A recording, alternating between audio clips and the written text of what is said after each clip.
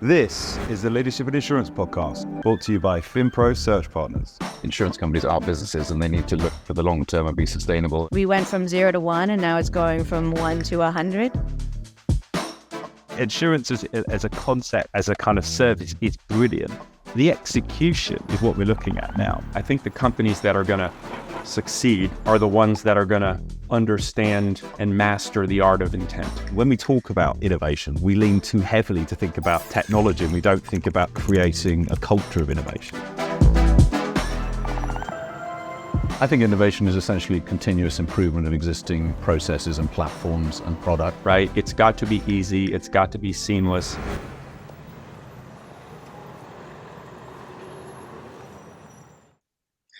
Good morning and welcome to the Leadership in Insurance podcast. I'm your host, Alex Bond, and I'm very lucky today to be joined by Sharon Rodriguez, who is founder, CEO of Nevado AI. Sharon, how are you? Good morning. How are you? Yeah, I'm all right, actually. I'm all right. It's not what I told you when the cameras were off, but I am fine. It's okay. Thank you for joining me. It's Friday. Everything's good on Fridays. It is Friday. It's always better to be doing these on a Friday as well, but I do worry sometimes. Sometimes I get a bit too relaxed on a Friday, so this could be fast and loose. Are you trying to say that between me and a beer for you? Yes, yeah, that's true actually.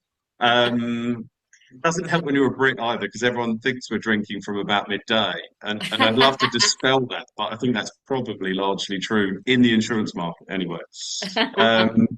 Good. Well, look, we got to know each other, which is as early as yesterday, and it was great to meet you. But other people out there might not know who you are, and Nevado, so it'd be great if you can introduce yourself and obviously Nevado AI.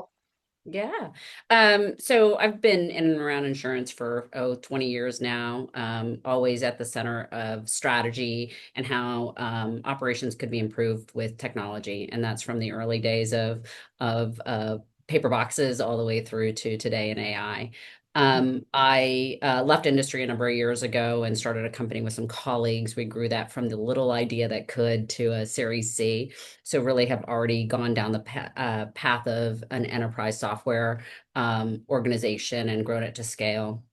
Took a little time off and figured out what I wanted to focus my energies on, and generative AI kind of stumbled upon. It was an opportunity I couldn't pass up, right? The world is changing. I could see where it's going, and I really wanted to create a solution for problems that have existed for a long time in industry that I personally faced as a leader, a strategist, and really trying to bring value to organizations. And so we created Nevado. Amazing. So generative AI, I think it's 90% of what I've talked about on the podcast for about 6 months, I think. Talk us back through your offering. What does Nevada do for the insurance industry? Yeah, I mean, I think one of the things that we're keenly aware of and we have a healthy respect for is regulatory compliance, governance, auditability. And when we think about AI, those are all key concerns. That you see that because people are coming up with these committees to evaluate AI and what the implications are for organizations that build businesses on reputation and trust, right? That combined with the fact that our vendors, software, services are not incented to bring the benefits of that generative AI and what it can do for operating cost, speed, and actually quality to organizations, right? As a leader, I was asking questions like, can I use this technology? And being told, no, we're not comfortable with that. And then on the other side, I was asking service providers, would you be willing to leverage more generative AI in order to get the job done so we can reduce my cost? And the answer was, why would we cannibalize ourselves? Right. Yeah. And so Yeah. Nevado is really a platform that allows us to deliver the best of both worlds. We have a platform of AI orchestration, essentially, and we have built an entire agentic workforce to help deliver solutions for insurers. Wow. Is it an oversimplification to say, like, is it taking some of the outsourcing you might do and putting it into an AI workforce, or is it more than that? Yeah, so it's in a nutshell, services as software, right? You have now Yeah. flipped the model. You don't need people to do some of the things that were being done before, quite frankly. Mhm. You reduce time to execution because you've reduced human friction points. Yeah. And quality improves because with generative AI, you don't just have agents doing things, you have agents learning and growing and establishing more context so that it becomes much more of a growing factor of knowledge and understanding than it is just a fixed process automation. Yeah. Yeah. Yeah. It's a really exciting time. And I think about this industry in just the inefficiencies is just really what we're trying to tackle at all points. But the problem with trying to be more efficient by introducing technology is that you've always got the same weakness. In the same way that you've got weakness in cybersecurity, it always comes down to people. And you can have all the technology you want, but if people aren't going to change, you're not going to get that change implemented. And I suppose that's where AI really has sort of changed the dial on that, because you're not having to convince your AI workforce to be more efficient. It's driving towards efficiency. Yeah. Um, yeah, please. Yeah, so I think the agent to agent protocols are really where that value is, right? So if I think about the agentic software development lifecycle, right? I now don't have BAs, I don't have PMs, I don't have developers, I don't have QA staff, I don't have someone else doing pen testing, I don't have somebody else on the DevOps team, right? I have agent to agent protocols. They are working together to get things done. We establish a plan with a human in the loop. That plan is then executed against, right? So all do we need to meet every morning and have a discussion about what's going to get done today? Nope. Do we need to have a retro? Nope. These things are much more coordinated, and they require no downtime, and that's where you get the velocity, quite frankly. Yeah. One of the mistakes that you might be able to kind of solve for us, really, and I think your career comes into this is super interesting. You've high level operator with some big brands like MetLife, AIG. We were just actually laughing about Uncork actually, because Uncork's become one of those businesses that's like it's a business that's spawned loads of other businesses. It's there's all these people often doing. We mentioned the guys at Sixfold that I know you know really well. But you've had this kind of broad view and broad lens on the insurance industry. The mistake really for me, I think, and some of the people listening is like, where does one start? So let's say they want to have a conversation with Nevado AI. How do you build the agent to agent protocol that works for that business? How do you make sure it's kind of a USP for that business? I Yeah. know there's a very broad, So, complex so question, but I, where do you yeah. start them? So I would say it's actually it's actually quite simple, right? We've built an agentic workforce because it supports everything we want to do. We don't want to hire people. We want to make sure that we're hiring the right people for the right things, but Yeah. that functions that were created because of friction points don't need to be there, right? So we have an agentic workforce to get things done. Working with Yeah. us is simple, right? It's about understanding a problem that you're trying to solve and bringing it to us, and for us to help you through giving us enough information to get an output that will solve your problem, right? Mm. And that doesn't mean you have to spend months in requirements gathering. In some cases, we've received hundreds of pages of documents that were a little bit disjointed, not necessarily all of the same format. We've intuited what the problem we were trying to solve is, and then created a solution to help streamline an operation or a workflow or a process, right? And so that's leveraging the agentic workforce for what they're best at, right? Which is breaking down the information, understanding it, providing analysis, and getting us to a plan to execute against. That is actually quite straightforward. What we're kind of getting everybody to is an AI native infrastructure. And once you're there, building your own agents to get work done within your environment becomes much easier because you don't have to integrate with other systems. You don't have a bunch of point solutions jumping into the environment. You have a very flattened surface area that you now have the ability to decide, I'm going to now look at this particular part of my workflow and make that agentic, or provide the right AI agents to make sure that a function is getting done. But you don't need to start with the agent. For a lot of folks, the technical flattening an AI native infrastructure is actually the most important step forward so you can get to the automation later on. Mm, interesting. I think the reason I asked that is because there's still this kind of, I think it's changed. I was going to ask you a question about why now, but maybe I'll answer. My thesis on this would be is I'm having very different conversations with the insurers, and I'm talking very much about traditional insurance industry carriers, etc., than I used to have. There's not just an awareness, there's an excitement, there's an enthusiasm, whereas I think there was more friction and fear. Um, is that is that why the timing? Because you were, so you had a good exit and you were doing some venture. Why? I sometimes think why this problem that you're trying to solve and why now is it because of that turning of tide of culture about around AI? I think for me, it was this kind of aha moment that there's a paradigm shift in the way that companies operate, Yeah. right? And I've made it in the conversations I've had. I've talked a lot about like, we went from waterfall to agile, and that took us years, and it was so painful. Yeah. And kind of the ways we were working then and the ways we're working now are so very different. And they gave us some speed, they gave us some benefit. I The operating model paradigm shift that has to occur now in order to fully leverage agentic capabilities in software development really requires you to rethink what people's roles are, how they function, and what you want to achieve.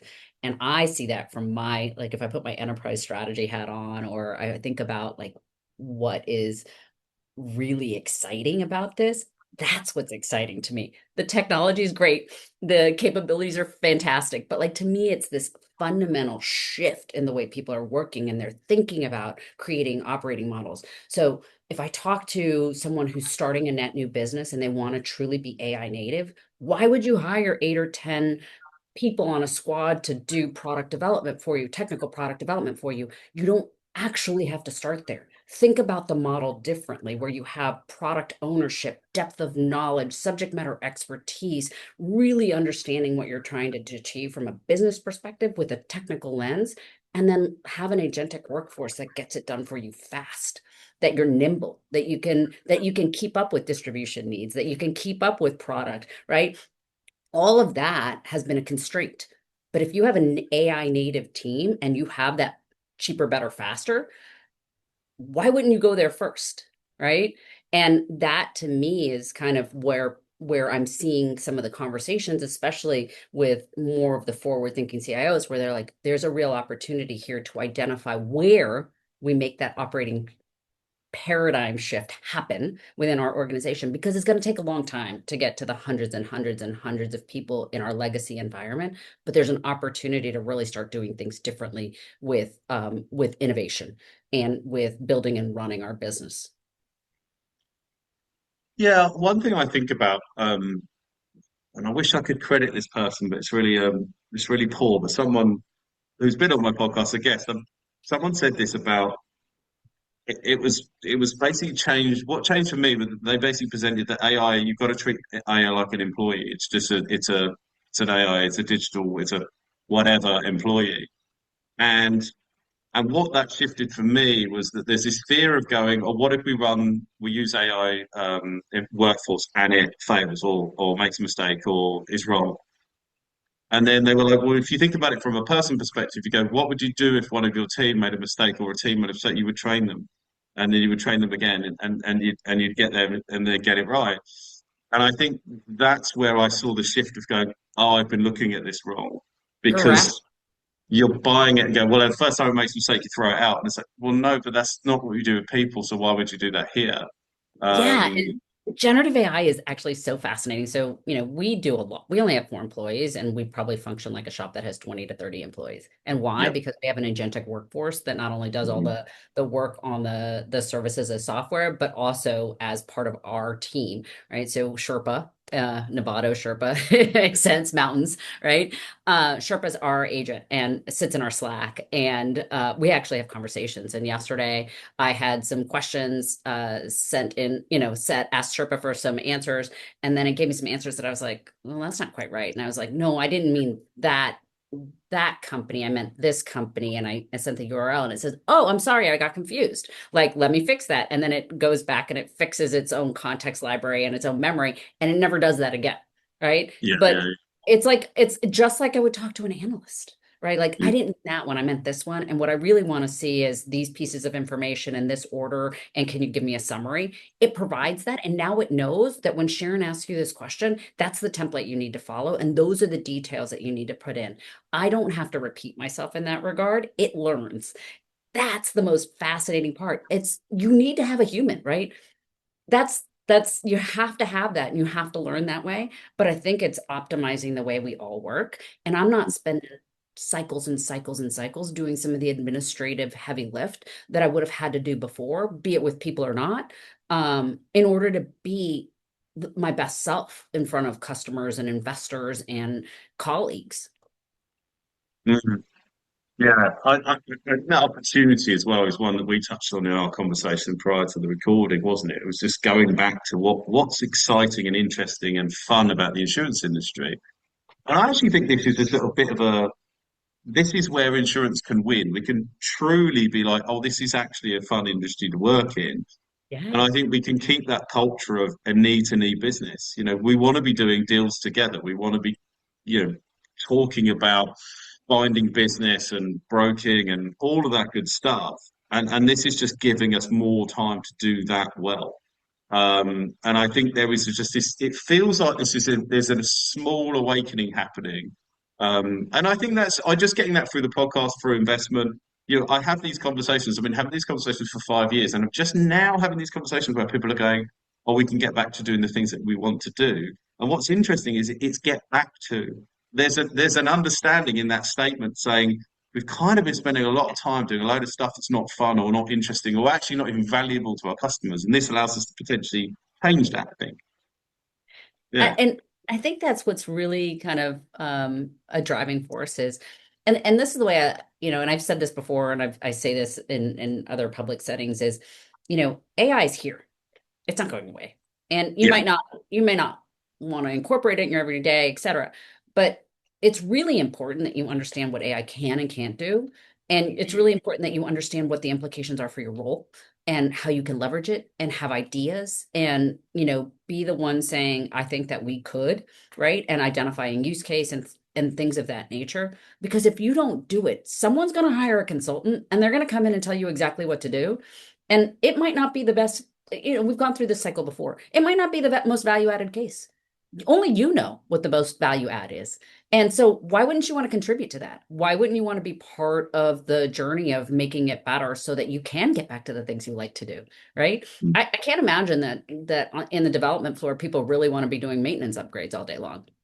What they want to do, and what's really exciting, is do I understand the business problem? Am I bringing value? Can I deliver quality? And sometimes you can't do that because if 85 or 90% of your capacity is being used on the fringes, then you're not achieving the goal that perhaps you initially set out to have.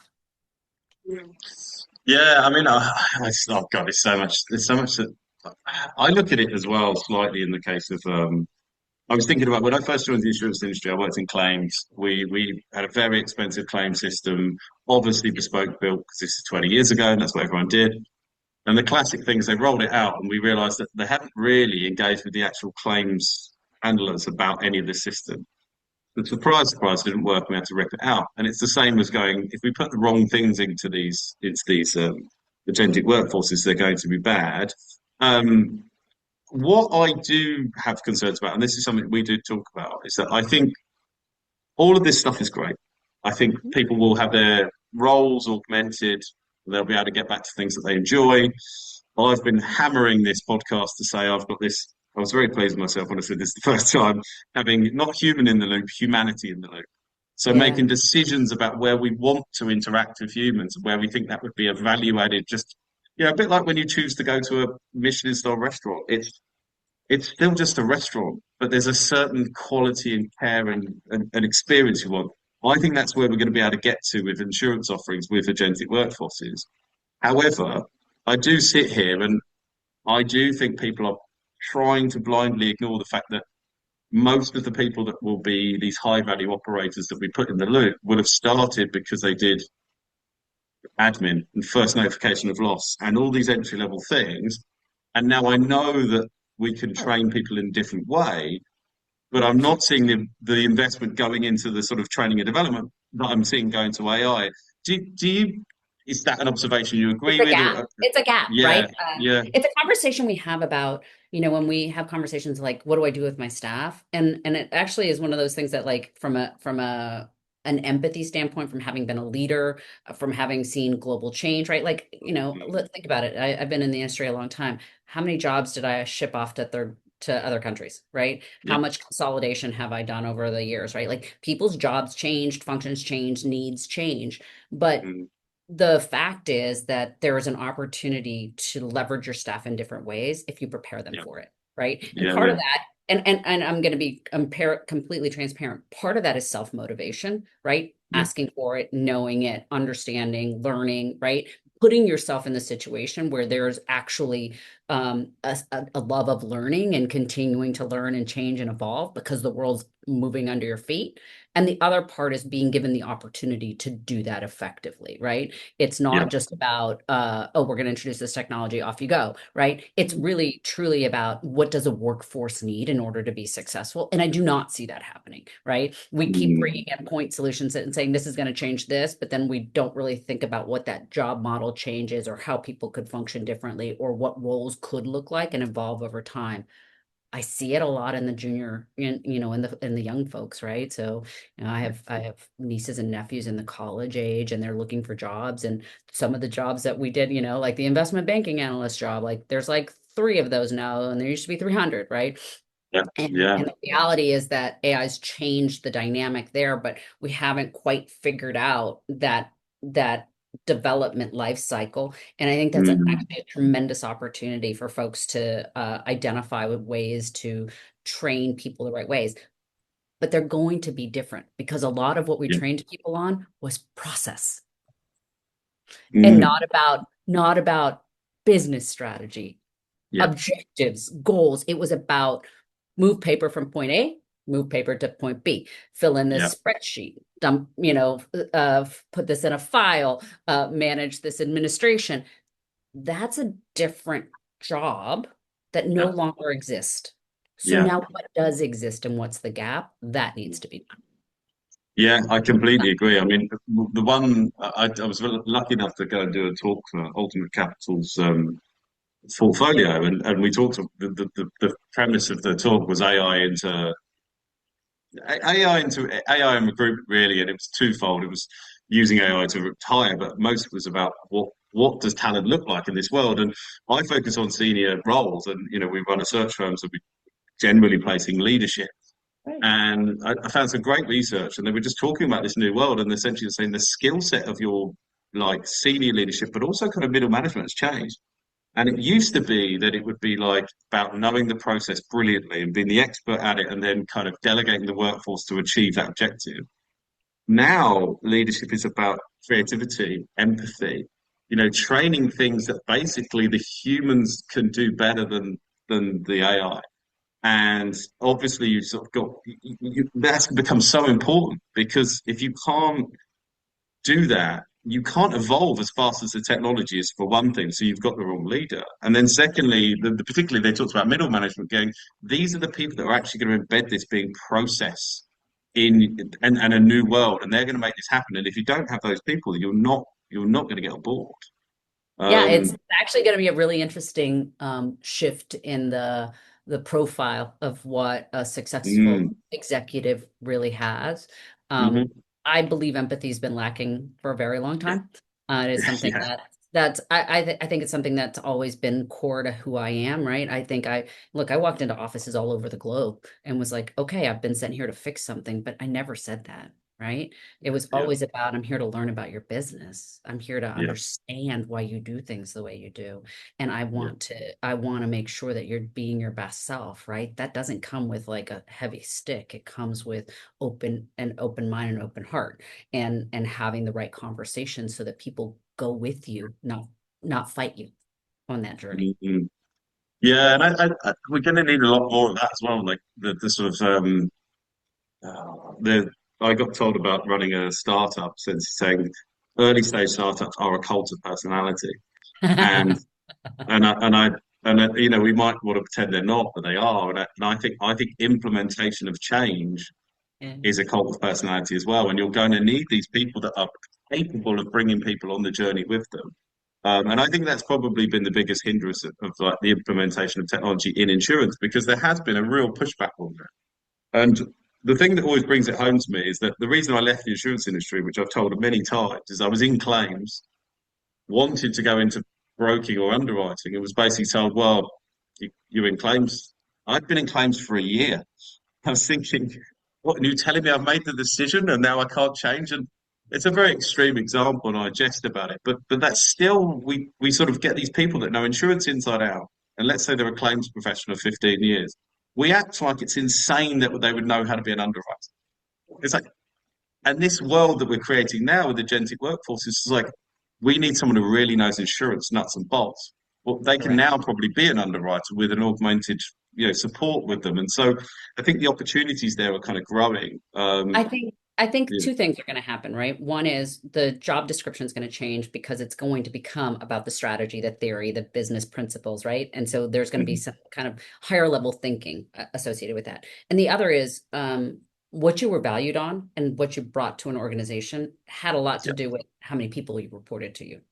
And I yes, think that one of those change in dynamics has really been getting people to understand that your worth to an organization isn't directly aligned to the number of people that report to you, but rather yeah, the amount of value you can bring with the number of people you have. And that's a yeah, very different model and incentive structure for people, right? So like if I once had 700 people reporting to me, it's going to be really hard for me to think about how I only have 150 and still achieve the same goals and more. But that is the fundamental shift that needs to happen. So you've got the learning and development, and you've got what is your goal and objective, and it has to be different. But that's like a massive cultural shift that needs to happen, and it hasn't quite happened yet. And I think that those incentive structures need to be aligned in order for people to move in the right direction. yeah, yeah. I couldn't agree more. And I think that cultural shift is the biggest thing. And I think we're going to see very different profiles of leaders. We're going to see very different profiles of kind of teams. I mean, I reflect on our business. When I first started in recruitment, a successful recruitment company grew from this 5-person team to probably 200 people, 5 offices. I don't think we'll ever see those businesses again. I mean, I just don't. I look at my team and go, if we get to 10, but we'll probably do the same work as 50 or 100 or whatever. So that, and I think everyone needs to think with that lens. Sharon, we're at time, so We I could don't talk want all you to. day. I know, and I don't want to have the last word. So look, we hang up, what can we see from Nevada this year? We're only Yeah. at the end of Q1. What are we I going to see from know. you? Look, we just got started late last year. We already have a ton of momentum. We're raising our seed round, so I'm really excited about that. It is a journey, but I think the enthusiasm and the excitement behind what's possible, once people see it, it blows their mind, and it's so exciting to see. And looking for, as we look at leaders that we're working with and their open-mindedness of what they can bring to the table for their own organizations is actually, to me, the most exciting part of what we're doing. The technology is great and all, but being able to actually drive value and bring change to businesses is the most exciting part of all of it. I agree. I totally agree. We've literally having that conversation internally and saying, what do we really do? So we help businesses like yours go from an idea to a realization, and we do that by Yeah. putting people in their business. So, yeah, love that. Sharon, we could do this all day, and I hope I get a chance to see you at a conference. I'm We'll sure see I you again. will. Yeah, but thank you so much for being a guest on the Leadership and Insurance podcast. Thank you. Have a great weekend. Thank you.